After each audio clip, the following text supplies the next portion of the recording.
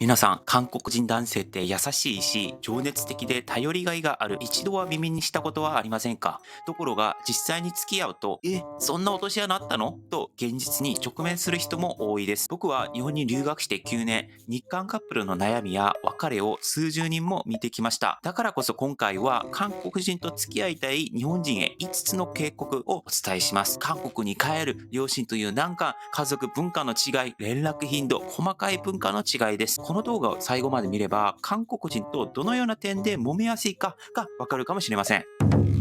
まず一つ目はですね、韓国に帰ってしまうっていうところです。これが一番多い落とし穴です。日本人同士なら結婚するか別れるかの二択ですが、僕たち外国人にとっては帰国という第三の選択肢が常に背中の後ろに潜んでいます。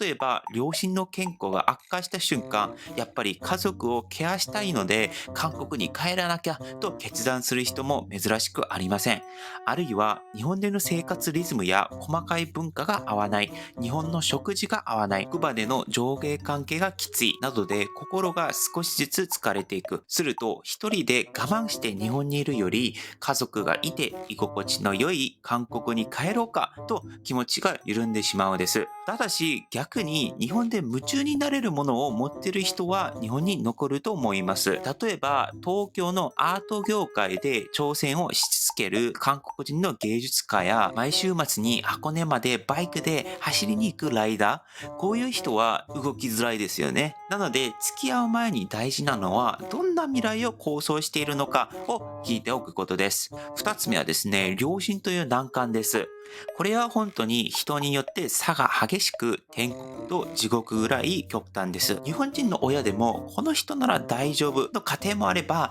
絶対反対の家庭もありますよね。それが日韓カップルになるとさらに条件が加わります。例えば韓国では結婚するなら家を買わなければならないという暗黙のルールが今も強く残っています。で、ソウルのマンションの価格は1億円を超えることも多くて、親世帯からは経済的に無理だろうと反対されるケースもよくあります。もちろん日本に住む日韓カップルならまあ将来は2人でなんとかなるだろうと柔軟に見てくれることもあります。家族の個別事情も影響する可能性があります。例えば家業を続けてやってもらいたいから韓国に帰れとか、日本語を話せないから韓国語ができる人がいいなどです。ここで親と合意が取れないと恋愛は一気にしんどくなります。もし否定的であってもいきなり説得しようとせず、誕生日にプレゼントを送ったりとか、お茶を一緒に飲んだりと小さい接点を積み重ねましょう。そうすると警戒心も少しずつ温めていって自然と距離も近くなると思います。3番目はですね、家族文化の違いです。要は結婚したら本当に独立した夫婦として扱われるのか、それとも結婚後も親や親戚との関わりが強く続くのかという問題です。僕の家の場合、比較的緩くほとんど口出しはありませんでした。でも韓国の中には結婚しても行事には必ず来いと関与を求める家庭もあります。韓国では連休イコール家族、親戚との集まりの日という文化が根付いています。お正月みたいな日に年に1回、2回は必ず親戚一同が集まり、女性は台所に立ち、10種類以上の料理を朝から準備する。キムチとかチヂミの匂いが家の中に広がり、男性は儀式の準備を担当する。こうした風習がまだ残っています。若い世代からも重いと感じるのですから、外国人のパートナーにとってはさらに負担となりますよね。だから大切なのは、付き合う前にその家族とどれぐらい集まりに厳しいのかとか、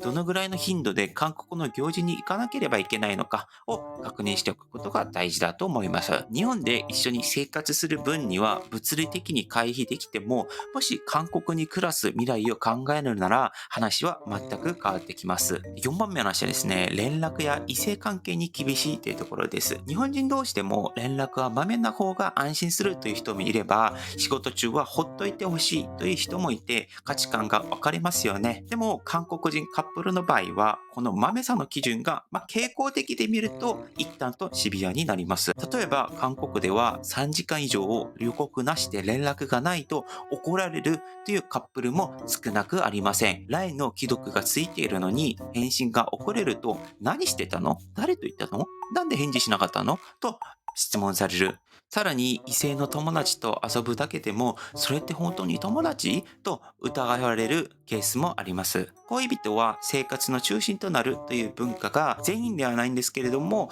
一部の人には残っています。もちろん韓国人も日本に住めが日本の連絡はテンポがゆっくりだと理解し、少し距離感を広く取ろうとする人もいます。ですが、お互いがきちんと連絡はどれぐらいの頻度でやるのが居心地よいのか、異性の友達の関わりをどう考えるのかを言葉にしてすり合わせないと、些細なことが大きな喧嘩の火種になります。だからこそ最初のうちにしっかり相談しておくことがトラブル防止の鍵となります。5つ目はですね、細かい文化の違いに苦労するということです。例えば、ご飯を残す残さないとか、家に入るときに靴をきちんと揃えるかどうかとか、お箸の置き方一つだったりとか、どれも一つだけ見れば、まあ大したことないと我慢できます。けれど、それが5個、10個積み重ねると、なんでいつも違うのと気になり始め、終わりのない不満になっていきます。これは日本人から見ても、韓国人から見ても一緒ですよね。文化には絶対の正解がないから、どちらが正しいという議論は難しいです。ただし、日本で一緒に生きていくなら、ご飯を残さない習慣などは避けられませんね。寿司屋でシャリだけ残す姿を見たなら、隣の日本人客はびっくりするはずです。そういう譲れないポイントっていうのは、もちろん直す努力が必要だと思います。大切なのは、お互いにどこまで譲れるか、どこは譲れないかを話し合いで決めておくこと。文化の違いは恋愛のスパイスにもなりますが、境界線を引かないと爆発する原因にもなります。ここからですね、勘違いしてほしくないっていうこともあるんですけれども、絶対韓国人だからこうだという形で決めつけはしていけないっていうふうに僕は個人的に思います。文化や国籍はその人を形づける、片付る背景でしかありません。大事なのはその人がどんな性格で、どんな価値観を持っているのか、目の前の一人の人間をどう見るかだと思います。例えば韓国人は連絡が豆と言っても、本当に3時間、1時間、10分遅れるだけでもう怒る人もいれば、むしろ日本的にのんびり1日テンポでやる人もいます。つまり文化は傾向を予測する補助的なツールであって、それ以上でもそれ以下でもないと思っています。視聴者の皆さんも同じでしょう。あなたに本当に合う相手に出会えたら良いと思います。それが韓国的な価値観を持つ人かもしれないし、日本的な価値観を持つ人かもしれないし、